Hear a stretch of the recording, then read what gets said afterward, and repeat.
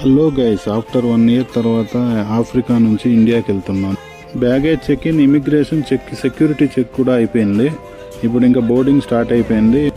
కరెక్ట్గా 6 hours పడుతుంది Ethiopia reach అవ్వడానికి. ఇప్పుడే ఇథియోపియాలో రీచ్ అయ్యాను. నెక్స్ట్ ఫ్లైట్ క్యాచ్ చేయాలి.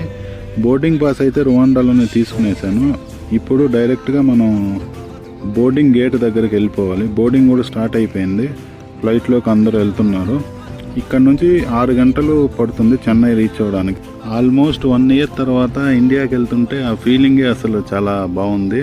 ఇంకా ప్లెయిన్లోకి ప్యాసింజర్స్ లగేజ్ అంతా లోడ్ అవుతుంది. ఇప్పుడు ఇంకా టేక్ ఆఫ్ అయ్యే టైం వచ్చేసింది. It's time to take off now.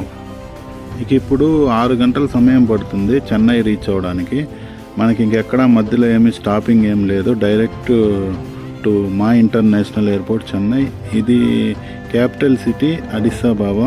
మీరు చూస్తున్నది సిటీ అంతా చాలా బాగా డెవలప్ అవుతూ ఉంది ఇప్పుడిప్పుడు. ఇక కొద్ది గంటల్లోనే మనం చెన్నై రీచ్ అవుతున్నాం. ఇప్పుడు మనం చెన్నై ఇంటర్నేషనల్ ఎయిర్పోర్ట్లో ఫ్లైట్ ల్యాండ్ అవుతుంది. ఇంకా డైరెక్ట్ లగేజ్ తీసుకెళ్ళి ఇంకా తిరుపతికి బయలుదేరాలి. Finally I'm a civil engineer. Thank you guys. Bye.